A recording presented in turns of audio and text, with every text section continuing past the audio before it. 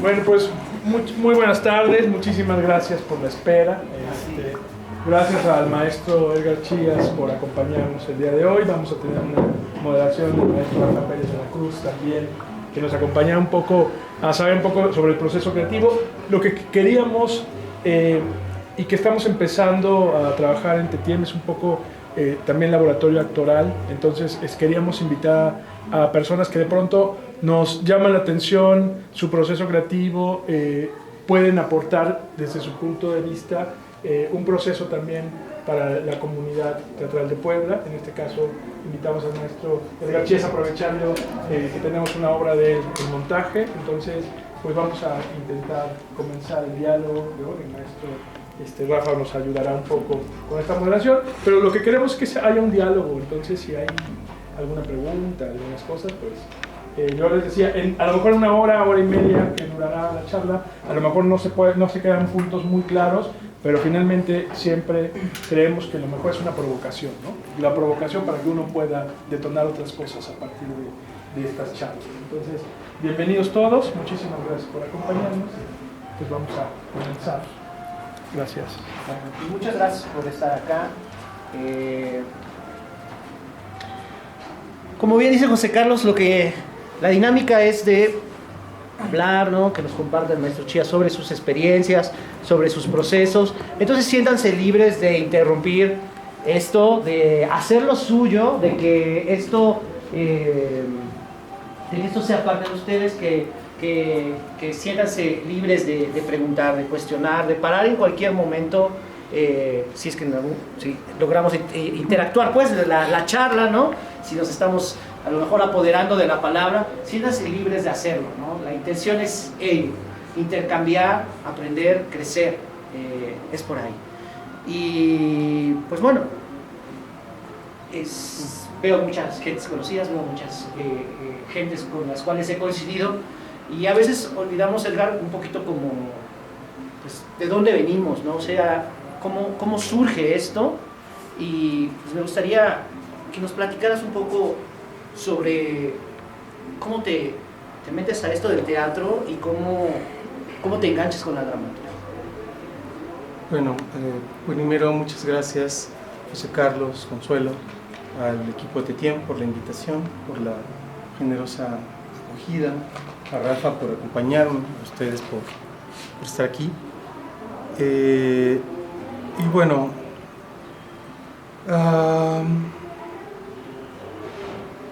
en la secundaria, en la Ciudad de México, hay un negocio todavía un poco complicado que tiene que ver con compañías que trabajan generando, pues, como a destajo a veces, obras de teatro para que alumnos de secundarias y preparatorias asistan, hacen ahí negocios con los profesores de letras de español o lo que sea, y se hacen estos flujos de asistencia.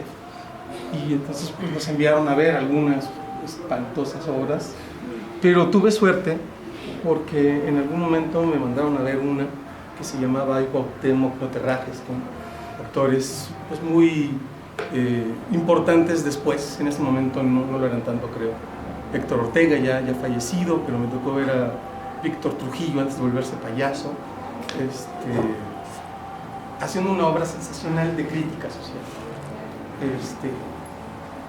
Eso me enamoró. A mí me dijeron que fuera a verla, que llegara después con el boleto para tener un punto, pero yo la fui a ver luego 4 veces más. Era cara, entonces costaba trabajo ir a verla. La quise ver porque sí algo me gustó. Me gustó mucho y no encontraba esa satisfacción en otras cosas. Y de ahí pues ya me metí luego en un taller en la secundaria, en la prepa, y me fui enganchando hasta que entré en la facultad, donde quise, como mucha de la población estudiantil, ser parte de las huestes de la actuación. La verdad es que sufría mucho, se me hacían las manos de pollo por la tensión, entonces me regañaban mucho porque yo estaba ahí más o menos haciendo el trabajo de decir las cosas con sentido, pero estaba así y cuando tenía que expresar era feo, y cuando no estaban así de pollo, duras, me sudaban horrible y o sea, sufría, lo gozaba pero lo sufría.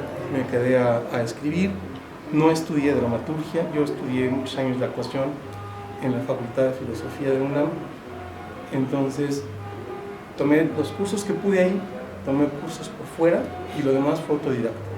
O sea, leer obras, escribir, probar, escribir, equivocarme mucho y pues, insistir.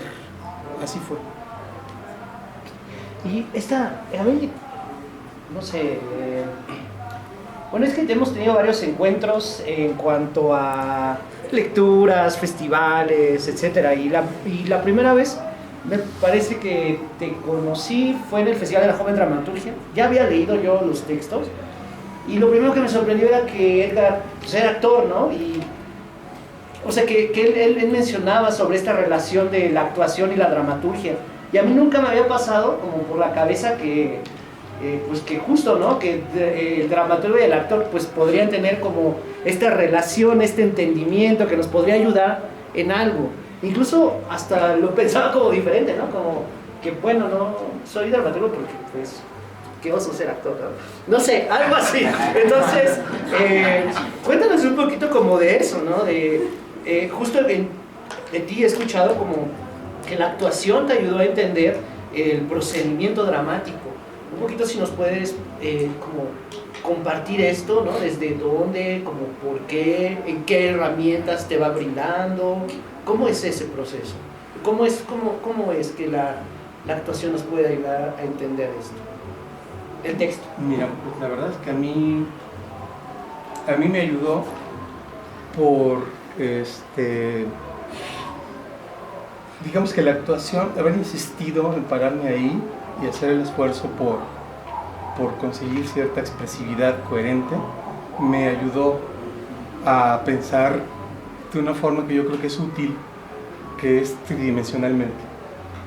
O sea, a pensar que el cuerpo ahí está en interacción constante, que se va a desplazar, que está situado en un espacio y en relación con objetos, con personas, que siento que, por ejemplo, y esto es una opinión personal, no quiero que suene a otra cosa, leer el teatro que escribía Carlos Fuentes, que es un autor de escritorio, pues sí tenía, digamos, otra conciencia del espacio. A mí me parecía que le hacía como falta esa corporeidad y esa otra cosa que un investigador argentino llamaba decibilidad, Jorge Duarte se refiere a eso en los textos, que puedan ser habitados o rescatados del papel y vueltos a realidad. Digamos que esa ganancia o intuición la tomaba del esfuerzo de haber estado ahí en la escena. Tengo que poder soportarlo yo y poder decir, si puedo hacerlo, se puede decir y se puede hacerlo. Para mí es pues una clave, ¿no? Luego resulta que quienes llegaban a los textos me decían, pero esto cómo se hace y cómo se dice. A lo mejor nada más era una ficción personal. O sea, yo sí puedo encuerpar y decir, y entonces cualquiera, obviamente no cualquiera, ¿no?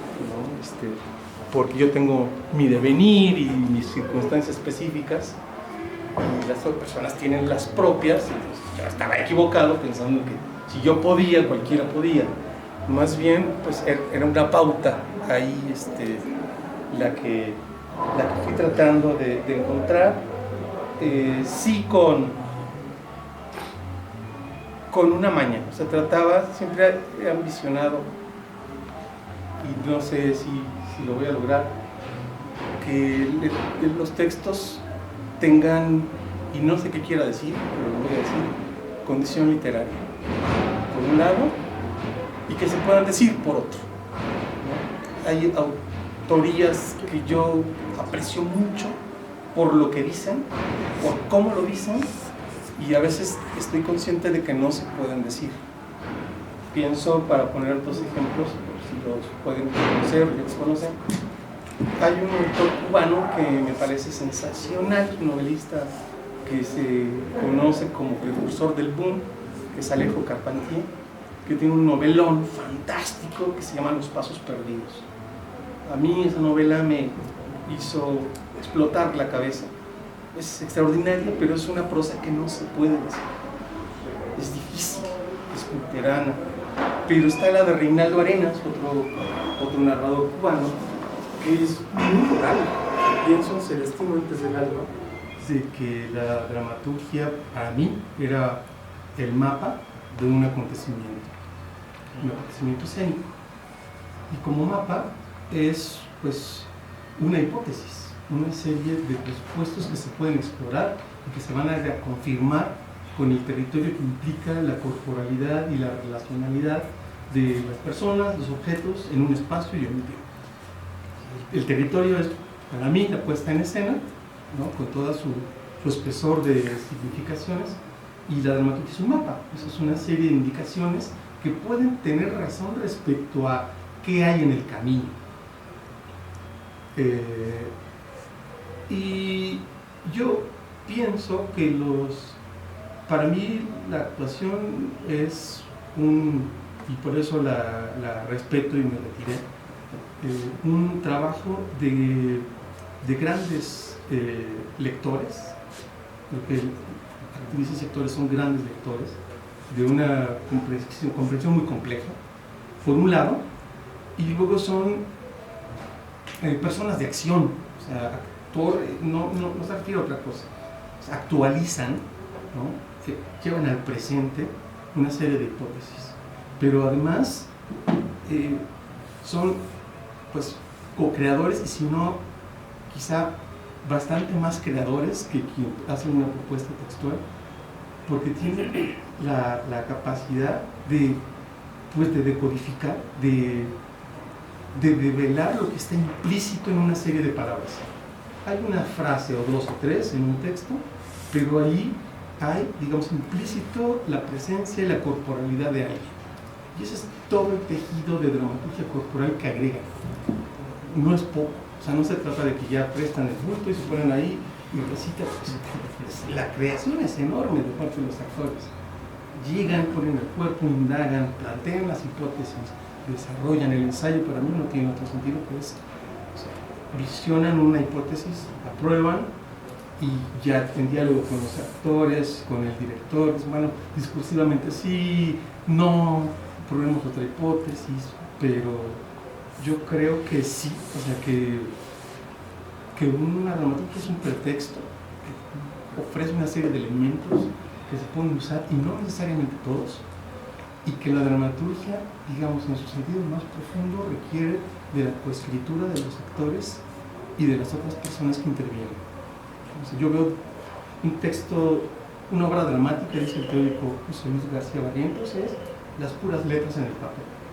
Y el texto teatral es el tejido de colaboraciones, ¿no? Y ya tiene otro espesor en la puesta en escena. Ese es un texto teatral, y el texto dramático, la obra dramática es puras palabras en un papel, ¿no? Es una cosa muy chiquita, muy limitada, a la que en el mejor de los sentidos debería faltarse el respeto para probar pues, otras hipótesis que contienen o que pueden no contener el texto. A ver, yo quisiera comentar. Me llama la atención la distinción entre la dramaturgia considerada como literatura y la factibilidad de los textos dramáticos para su representación. En efecto, hay algunos autores literarios que han intentado la dramaturgia, pues con poco éxito, ¿no? Porque la factibilidad de la lengua no se presta a su practicidad, sino está petrificada en esa intencionalidad libresca, ¿no? Por ejemplo, El Tuerto Rey de Carlos Fuentes, no podemos decir que está mal escrito, pero no es un texto para hablarse. O Nada Peguajó de Julio Cortázar, o el primer Fausto, por ejemplo, de Fernando Pessoa, ¿no? O La hija de Arpachín de Octavio Paz. Pues ellos como autores literarios, pues, los reconocemos como autores literarios, pero la naturaleza de sus textos dramáticos les falta esa factibilidad de la lengua que se manifiesta en el momento de su enunciación. Pero el otro lado también está raro, porque por ejemplo uno lee los textos de Heiner Müller y uno parece que no podría ver la infactibilidad lingüística.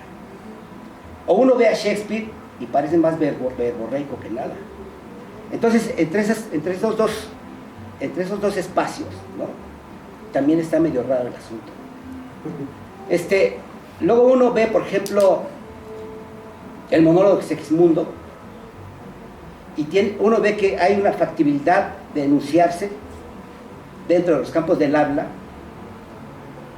pero dentro de esa flexibilidad o esa factibilidad lingüística también uno descubre un valor literario. ¿Cómo sabemos que algo es pura moda? ¿En qué lugar? ¿Qué nos da esta perspectiva? Pienso en la novela de la Revolución. Pienso que en el momento de la Revolución, una de las primeras novelas que salieron, publicadas en un periódico, es Los de Abajo, de Mariano Azuela, ¿no? Que además tiene una particularidad lingüística, que pone a hablar a sus personajes revolucionarios rudos entre la bandidesca y el patriotismo, de una forma que no se parece en nada a los libros de Martínez Guzmán. Así es. Que son además posteriores. Uno podría decir en ese momento, quizá, con cierta razón justificada para ser quisquilloso, están escribiendo la moda. Al cabo de ciertos ciclos, hemos visto que están ahí de pie, que son documentos históricos, porque reflejan un presente contundente que bocabajeó la realidad, que afectó la vida de un montón de personas, ¿no? Y que además de que tienen un valor literario asignado por gente como Carballo, esta es la novela, Manuel, perdón, están invalidadas también por un consenso de lectores. O sea, la validación literaria creo que es compleja porque viene de muchos lugares, ¿no? De las opiniones autorizadas, de la venta, de los lectores, ¿no? De su vigencia, de las escuelas que leen retrospectivamente una cosa de todo valor. Shakespeare no fue valorado en la escuela francesa rasguiana, ¿no? Porque era estúpido, porque no seguía los preceptos aristotélicos. Vamos, es tan movedizo que esto del valor literario vamos a saber qué es y cómo va a ser mañana. Lo cierto es que la novela de la Revolución respondió a un momento que a lo mejor en su momento pudo haber sido tildado como una moda, pero ahí están los documentos importantísimos. ¿Qué va a pasar con los documentos que están enfrentando, digamos, las agitadas realidades de los desplazamientos, de la migración, del huachicoleo, de las economías delincuentes, del feminismo, de nuevos paradigmas cognitivos a partir de la ciencia, ¿no? Que dice el cerebro no lo es todo, ¿no? Todo el cuerpo es sujeto de cognición completa. Ay, te voy a decir una sobre esto. ¿Qué va a quedar, digamos, en el desecho de la historia? Yo no lo sé. Ya se verá. Y además todavía están las oportunidades de los regresos. Le pasó a Shakespeare. Hubo épocas en las que no. Y después se lo reconsidera. Y a muchas autorías pasan por ahí, ¿no? Pasan por las oscuridades de la negación. Los grupos autorizados que dicen, esto no vale, no cuenta. Son estúpidos porque no siguen estas reglas. Otras generaciones vendrán y dicen, oh no, ¿cómo es posible que hayan pasado por alto, ¿no? Es complicado en este sentido. Pienso que, por ejemplo, don Rodolfo Sigli es un autor que es re importante. Me gusta mucho más su novela y algunas de sus obras, pero me gusta más su novela y creo que es mal querido porque no es tan puesto, por ejemplo. Y siendo nuestro prócer teórico, gran dramaturgo, un extraordinario novelista, La génesis de la dramaturgia, pues teórica, ¿no? Mexicana, Las coronas, ¿no? pasa por la sombra, ¿no? Porque lo encuentran pasado, qué sé yo. Yo le decía a Rafa hace un rato que de repente crecemos con prejuicios heredados de los que no nos hacemos cargo en el sentido de cuestionar. Yo en la facultad fui educado con un montón de prejuicios respecto a la dramaturgia que me precedió. que tenía un tufa viejo, que ya era polilla, que no sé qué. Pasados muchos siglos, ahora me encuentro leyéndola y descubriendo sus bondades, porque pienso que hay que leer las obras en su contexto. ¿Cómo? ¿Por qué surgió ahí? ¿Alrededor de qué? Que ahí tienen mucho sentido, y luego tienen sentido también cuando las leemos aquí, poniéndolas en este contexto. Pueden decirnos cosas y pueden no decirnos absolutamente nada y decir, pues tecnológicamente ya están anticuadas, este problema social ya se superó, bla, bla, bla. Pero creo que a mí me hizo bastante bien sacudirme algunos prejuicios que heredé respecto pues a los temas, a las formas, ¿no? Considerando que son procesos históricos también. Otro ejemplo, ¿no te parece que es el de Juan Rulfo, que escribe añísimos después toda su literatura, que tiene un lenguaje que justamente media entre el habla y lo poético? Y no es un autor que haya hecho un documento histórico o que haya estado vigente en el momento de los sucesos que narra. Me parece que ahí hay más virtud literaria que aquellos que denuncian o delatan lo que está en su momento. Fíjate sin que lo otro, digamos, carezca de valor, ¿no? Que no dejaría de ver a la novela de Rulfo como una novela de la revolución. Hay que recordar que los bandidejos que andan por ahí están en el dilema de sumarse al movimiento revolucionario o seguir en su bandidaje. O sea, que sí está, para bien o para mal, digamos, en los encuadres académicos, no se puede dejar de leer Pedro Páramo como una novela de la revolución, como Los relámpagos de agosto de Ibargüengoitia, ¿no? Que es como, híjole, Y justamente es extemporánea, ¿no? son laterales, son posteriores, pero están anclados ahí de alguna manera, y digamos, esa realidad es lateral o se aproxima, ¿no? A esta novela de Agustín Yáñez que se llama algo así como Momentos antes del agua. Es un novelón extraordinario, técnicamente además impresionante por lo que trae para la narrativa mexicana. Y es una novela de la revolución. No pasa nada, no caudillos, no bigotones que no va a dar. Van llegando a los altos de Jalisco, y todo lo que pasa alrededor y cómo esa inminencia modifica ese entorno y esas personas, la hace ya una novela de la revolución.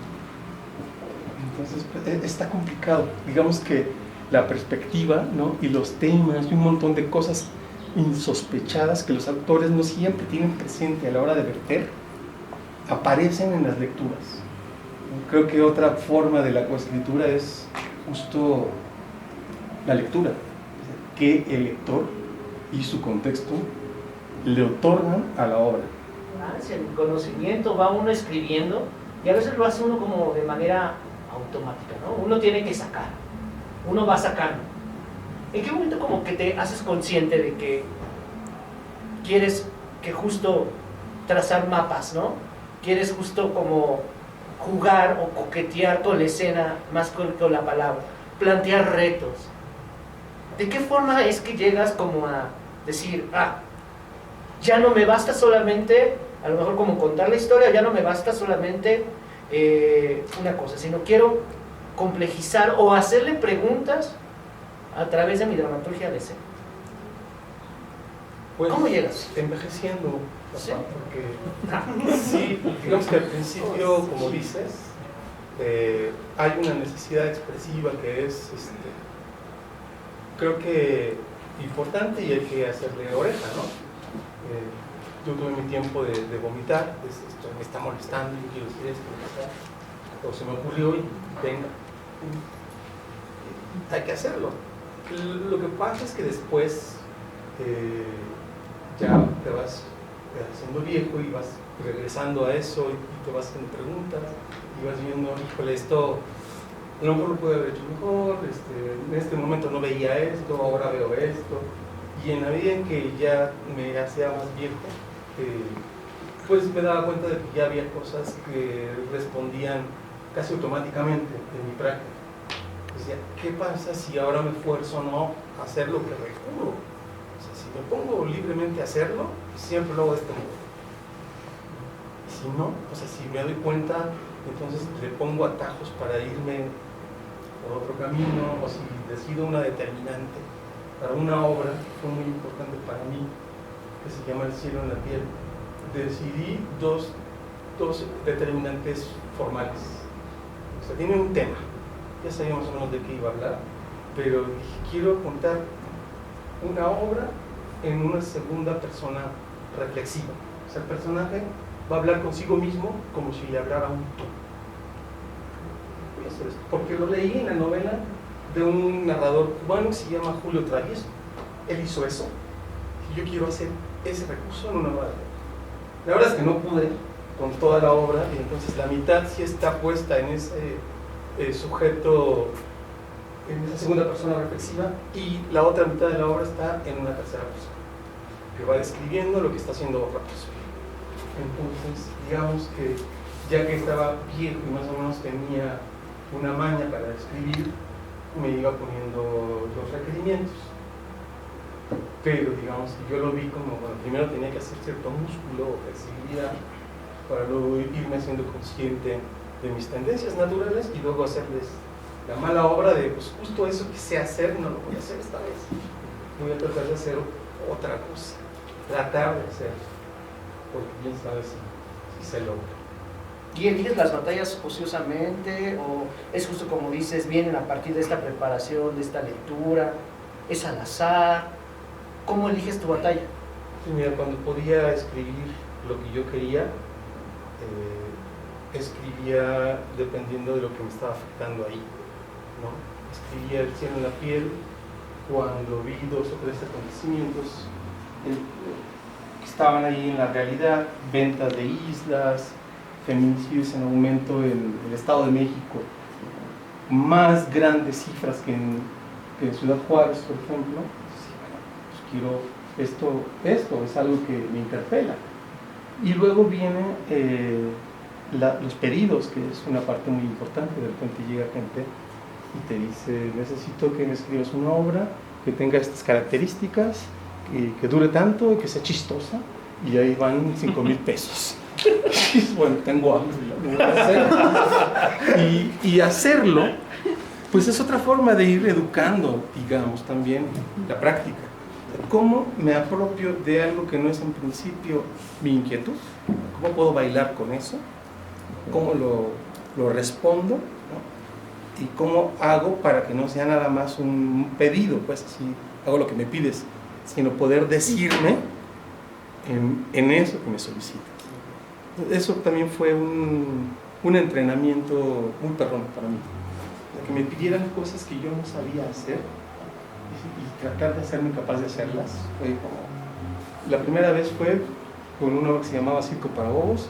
Llega un cuate, me dice, tengo 4 actores, mira qué machincuepas tan buenas hacen. Eran muy buenos haciendo machincuepas. Me dijo, ponles palabras. ¿Cómo? O sea, no sabía, nunca había hecho una cosa así. O sea, había ya un trabajo físico muy fuerte de los actores, ya montado, y había que ponerle algo de historia. ¿Qué demonios hago con esto? Estaba yo fuera del país enseñando español, de estos programas que tienen en Europa para llevar nativos a enseñar español a sus estudiantes de bachillerato. Y había gente pues, de Latinoamérica en distintas ciudades. A mí me tocó en una muy al norte, muy aislada, y yo pues hablaba mi español mexicano, ¿no? Y era lo que les podía compartir. Y mis profesoras encargadas supieron que además había tenido estudios y práctica en teatro, y dijeron, ¿por qué no haces un taller? Y lo hacemos en español, ¿no? Y entonces, bueno, va. Había un grupo sobre todo de chavas, y en las clases que daba ahí, que se trataba de compartir la cultura además de la lengua, les preguntaba qué saben de México y decían, bueno, pues sabemos que toman tequila, que secuestran mucho, que usan sombreros, cosas tristes y feas. Y que éramos bien machos. Pues la verdad es que sí, no se puede negar, pero ¿a poco ustedes acá no lo viven? Y es no, salvajes ustedes en Latinoamérica, acá no pasan cosas, ¿no? A ver, cuéntenme cómo se relacionan con sus novios. Y entonces, en la medida en que me iban contando cosillas las chavas de cómo iban viviendo sus relaciones con los chavos, yo iba notando, pues mira, esto que pues, tú no lo ves como lo verías en nosotros, latinos, pues sí califica como gandallismo. Entonces fue un poco así. O sea, yo en realidad lo que quería era con esa obra hacer una especie de respuesta o de defensa de, bueno, sí somos, pero no nada más nosotros. Es una cosa que es una enfermedad que está mundialmente contagiada y pues como pude, lo hice yo. Tenía impresiones y escribí esa obra para un grupo de estudiantes. Nunca se llevó a cabo y entonces el texto se quedó ahí. Luego la publicaron en una revista de una universidad de la Ciudad de México y así fue como salió al mundo, pero pues era para un taller de un grupo de personas con las que estaba interactuando y nunca salió a la escena hasta mucho tiempo después.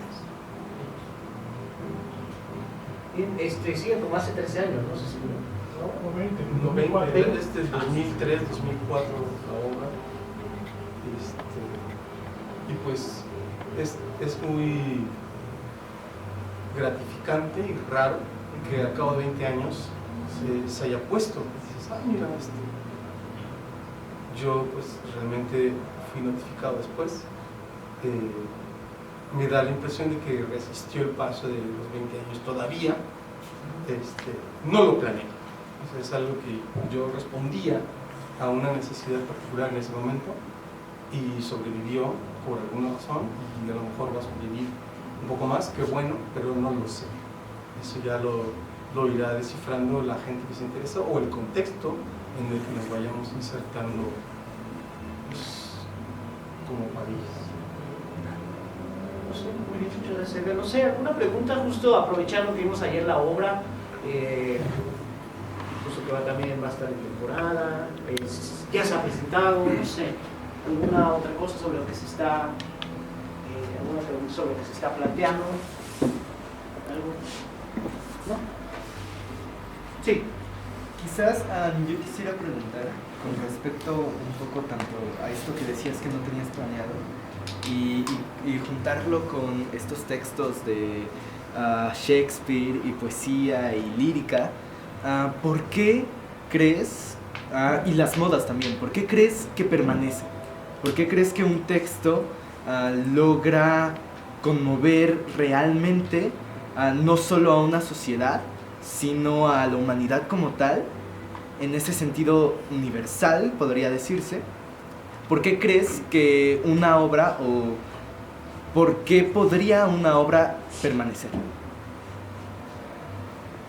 Yo creo que hay un montón de factores que lo hacen posible. No dejaría de desconfiar un poco de la idea de lo universal, porque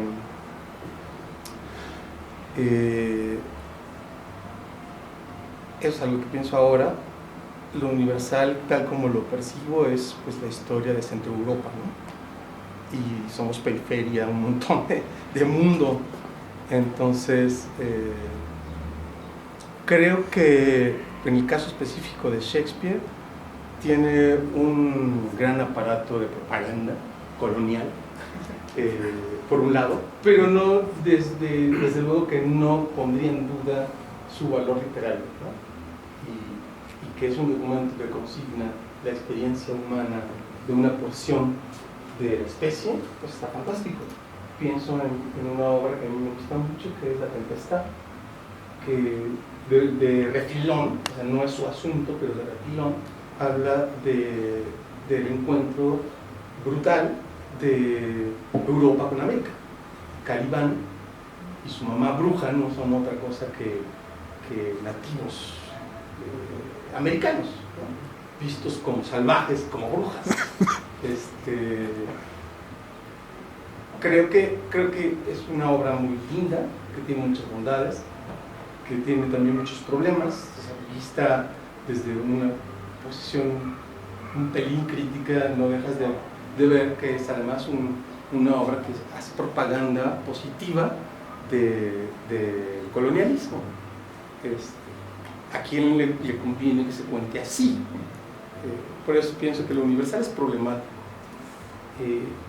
Pienso que las opiniones autorizadas tienen mucho que ver en qué se considera valioso y qué no. O sea, si de repente gente a la que uno le atribuye erudición o importancia o conocimiento, qué sé yo, dice esto, y uno pues que no encuentra forma de poner en crisis, ¿no? O dudar sustentadamente de esto, bueno, pues lo dices porque debe ser. Y luego hay un montón de aparatos, ¿no? Hay autores que publican y venden 30.000 copias de un libro, y vete a saber si eso tiene un valor universal, un valor económico importante, sí, pero vayamos a ver qué va a pasar con esos libros y con esos autores. Hay otros, pienso en uno, que es un autor muy celebrado en los círculos. En mis indagaciones descubrí que hay muchas autorías mexicanas que no le piden nada a las foráneas, pero nada de verdad. Martín Luis Guzmán para mí es un gran, inmenso y mal conocido novelista. Ahí ustedes dicen, Víctor Hugo y no sé qué, y Martín Luis Guzmán no le pide nada a nadie, es un gran, gran novelista. Me reconcilié con la tradición de la literatura mexicana por la academia, cosa que yo tampoco quería, era prejuicioso respecto a los estudios académicos, y luego vi que estaban bien buenos y quiero seguir. Es que luego parece que hacemos como el blackout de Sor Juana y nos vamos a Usigli, ¿no? Parece, o sea, como eso, y que antes de Usigli pues, omitimos, ¿no? Mucho como por desconocimiento, otras veces no quieren pasar por esos temas, ¿no? Son teatralidades que de repente, como el Teatro del Murciélago, ¿no? Teatralidades que no tienen un periodo tan largo, ¿no? Sino que son un periodos bastante cortos, pero de mucha intensidad, ¿no? Justo como teatro, estos de Ulises, muy cortito, muy intenso, bajamos los textos, traducimos, luego, y venga, representamos, ¿no? Y así hay un montón como de agrupaciones antes de Usigli, y que parece que nuestro nacimiento como dramaturgos mexicanos se nos ha dicho muchas veces que es con el mismo maestro Rodolfo, ¿no? Algo hay de razón, sin embargo, ahí tenemos otros precedentes, ¿no? Otros referentes anteriores que no tomamos en cuenta. Espero creo que cada vez se van abriendo hacia allá, o nos vamos abriendo un poquito hacia esas otras posibilidades. Bueno, no sé, ¿alguna otra? También hizo experimentos, ¿no? ¿Perdón? Poesía en voz alta también hizo muchos experimentos. Estaba pensando justamente que de repente yo amanecí como estudiante de una licenciatura a una realidad experimental y ponquetona, con la inocencia de quien no sabe todo lo que hicieron los que estaban antes de mí para que eso fuera posible. Claro. Y entre estos, pues el Ulises, el Orientación, pues en voz alta, el de la universidad, cosas en los estados también. Incluso comentaba el maestro Azar que las primeras jornadas cervantinas que eran en la calle, que después ahora es el Cervantino, era algo que parecía escandaloso en aquella época, pero que él insistió hasta que se convirtió en el Cervantino, ¿no? Con la idea de socializar estas obras que tenían gran valor, pero que la gente no conocía. Sí, entonces, digamos que lo bueno de ser viejo es que uno se reconcilia con el pasado, y entonces descubro una beta enorme de referencias y de cosas que nos preceden, y digo, claro, o sea, es que esta obra aquí, toda Pipiris Nice y expandida o lo que sea, no se entiende sin este caminito. Claro. Pero lo ves de viejo, digo, y está bien, a lo mejor el devenir de las generaciones está más bien en apropiarse de otras cosas, indagar Y ya la perspectiva viene, pues creo que viene con el tiempo, ¿no? Ojalá lo pudiéramos tener antes, pues, se va ganando. Sí. Muy bien. No sé, ¿algún otro comentario? ¿Alguna pregunta? Yo quisiera ahondar porque yo vi el montaje de El Crack o de las cosas en Londres, ¿no? Que dirigió Martín Acosta hace muchos años. Y de pronto a mí me remitía a que se hablaba mucho de la calle, ¿no? De González Dávila. A mí me gustaría un poco como ver por dónde empezaste a hacer ese... ¿Cómo llegó? O sea, fue también hubo un varo para que lo armara, o ese, ¿cómo fue el asunto? No, ojalá hubiera habido un varo para... Bueno, la producción era muy grande. Ya se llegó después y se la dieron a Martín, ¿no? Yo nada más veía cómo pesaban los filetes. A ver si me tocaba después. No, curiosamente, la primera obra que yo hice a público era de la calle. Y era uno de esos personajes, un actor egresado de la ENAD que había estado cerca de esa generación. Dijo, vamos a hacer esta obra. Lo hicimos como pudimos porque también son actores, éramos muy jóvenes y eran personajes mayores algunos, los principales no, Rufino y Xochitl creo que se llama, la muchachita. Hicimos lo que pudimos, me gustó mucho esa obra, pero yo no la veo tan cercana a Crack. O sea, Crack para mí fue la respuesta a lo que yo veía.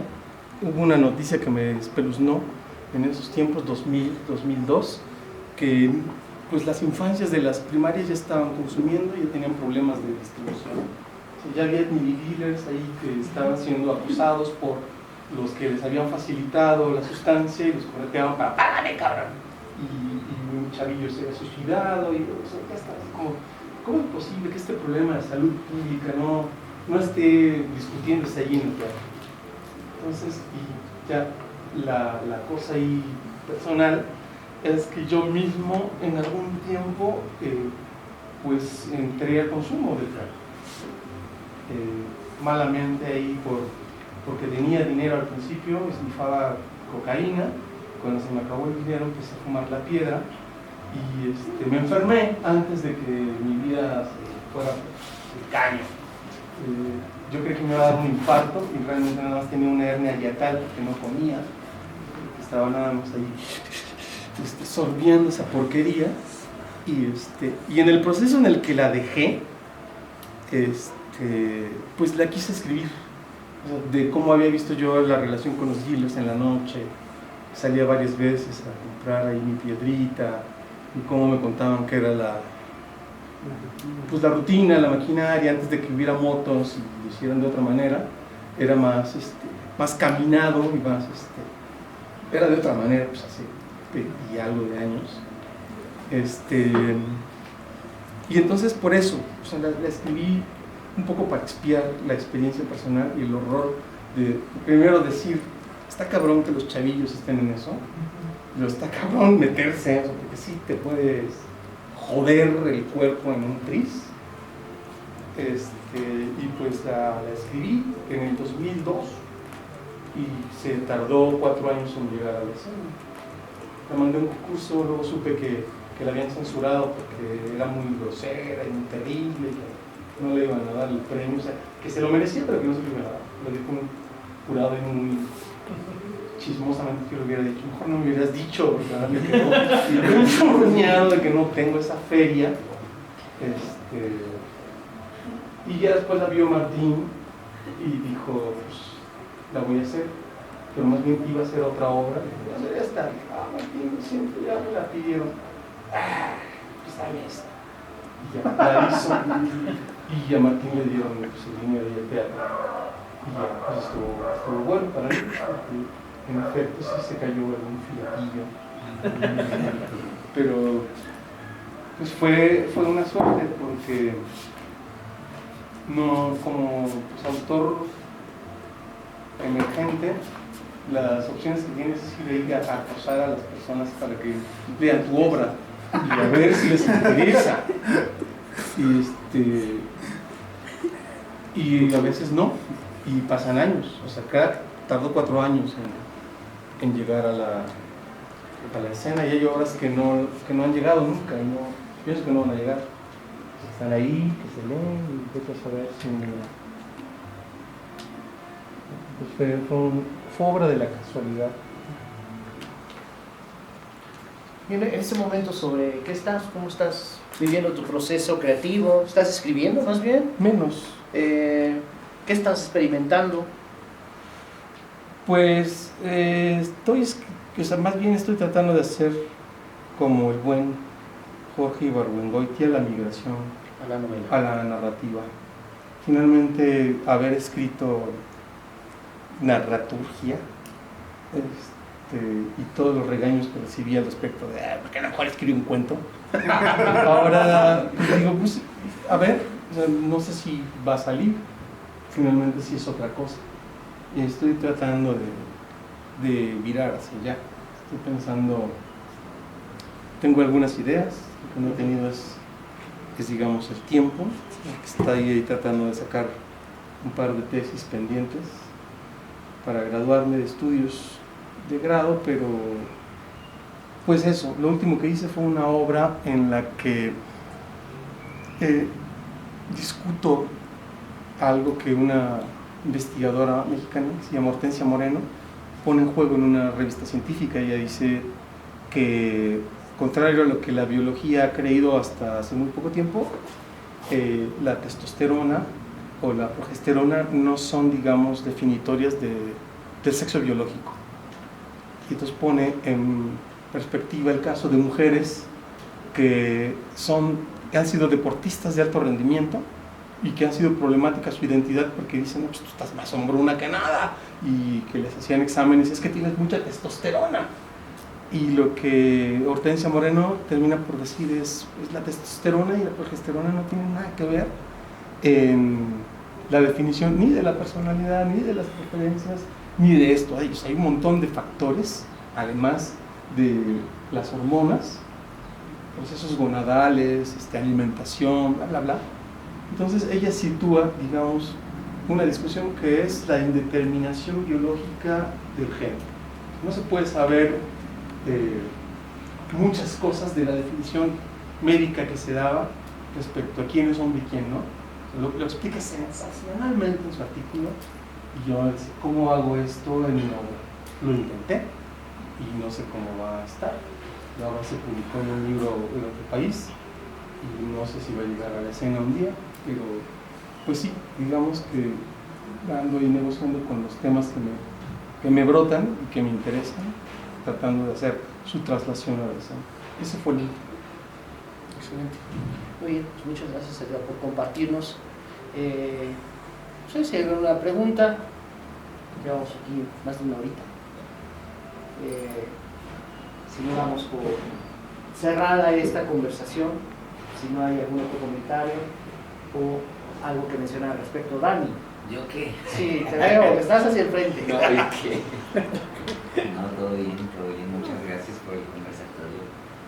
Me resultó muy interesante. Sobre todo esta parte donde menciona que cómo ha aprendido a jugar con la... Bueno, yo lo veo todavía como una estructura, ¿no? Ya me parece que lo que tú haces es tener más libertad hacia dónde van dirigiéndose tu dramaturgia, ¿no? Y entonces eso se me hizo interesante, que ya sabes en qué terreno estás cómodo y cuál dominas, y entonces vas buscando, ¿no? Por qué puede complejizar más el proceso, que dé pie a que exista algo nuevo, ¿no? Eso por un lado. Y lo otro que mencionabas de estos textos que te caen pagados, ¿no? Y que a veces son como un pequeño pretexto o un impulso para escribir, ¿no? Y meterse de lleno a otros nuevos temas que tal vez no nos hubieran resultado interesantes en ese momento, ¿no? Pero uno está, pues como dices, ¿no? Tenemos que pagar la renta, hay que pagar el súper, hay que pagar la gasolina. Entonces, pues eso nos va permitiendo jugar en muchos territorios. Eso me pareció como algo que tengo que explorar, en el sentido de no quedarme en el terreno cómodo que yo conozco. Tú, tal vez, no sé, una pregunta sería, ¿planteas estructuras todavía cuando vas a ponerte a escribir? ¿Planteas tu estructura dramática y a partir de esa empiezas tú a escribir? ¿O hay algún otro método o alguna otra técnica? Porque no necesariamente siempre se parte de la estructura, ¿no? Ya cuando tienes la idea y cuando ya te vas a sentar a darle a la dramaturgia, esa sería tal vez una pregunta que me interesa conocer. Generalmente hago trampa. Una respuesta, ¿no? Porque hay literatura detrás todo el tiempo. De repente en mis lecturas encuentro cosas que me gustan, ¿no? Y entonces pienso, ¿cómo replico esto para la escena? Hay un autor chileno, estoy confundido con el nombre, pero estoy seguro que se apellida Zambra, que es un poeta, que tiene un libro que se llama Facsímil. Ahí lo pueden buscar, se llama Alberto Zambra, Facsímil. Y esa es una novela, Alberto Zambra. algo así, pero pon Zambra y Facsímil y va a aparecer Facsímil. Facsímil. Gracias. Es una cosa rara que lleva una experimentación literaria que me voló la cabeza. ¿Cómo demonios lo hizo? ¿Y cómo demonios se puede hacer en el drama? Hay otro fulano que se llama Fernández Mayo, este es español y tiene unas novelas también. Ganó un concurso de poesía con algo que se parece a un cuento. ¿Sí? El libro se llama Pixeles. Y entonces dije, ay, a ver, poesía española contemporánea. Agarro este libro y era un cuento. Maldita sea. ¿Cómo se atreve este redomado cabrón a vendernos un cuento como poesía? Lo logra. Y eso me vuela, digamos, la cabeza.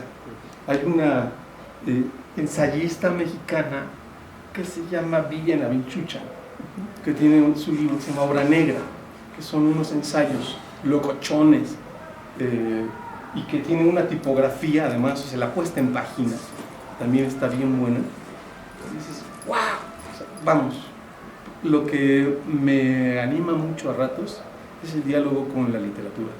De repente ver a la banda qué está haciendo y cómo lo está haciendo. Hay una poeta sensacional norteña, mexicana, que se llama Sara Uribe, que tiene unos librazos documentales, son poesía documental, fantásticos.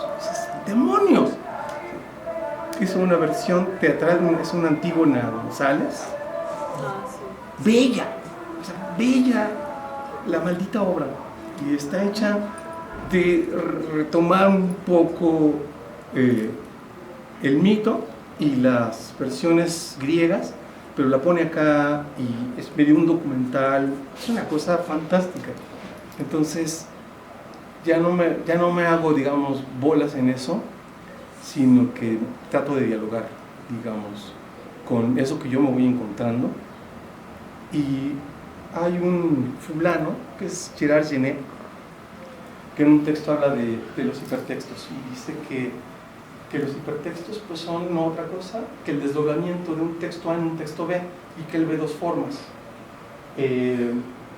Una apropiación simple, que es como contar la misma historia de otro modo, que es como lo que en términos generales es una adaptación, y la compleja, que dice más bien hay que adueñarse del sistema poético, es decir, de la forma de contar, para contar lo propio. Y según él, Virgilio hace en su Eneida eso, apropiándose el sistema poético de Homero para contar otra cosa, su historia. O sea, no cuenta la historia, sino con la forma de contar cuenta la propia. Entonces digo, eso a mí cuando lo vi, mi ejercicio fue, voy a tratar de descifrar estrategias poéticas, o sea, formas de contar, para ver cómo resuenan en mí. Muchas gracias, Edgar. Pues bueno, muchísimas gracias por su presencia, muchas gracias, Edgar, por la generosidad, por estar aquí y por visitarnos. Gracias. Gracias a ustedes por su La asistencia. compañía, a Petín por la invitación, a ti por echarme el paro. Y pues nada, muchas gracias. Para que veamos esto.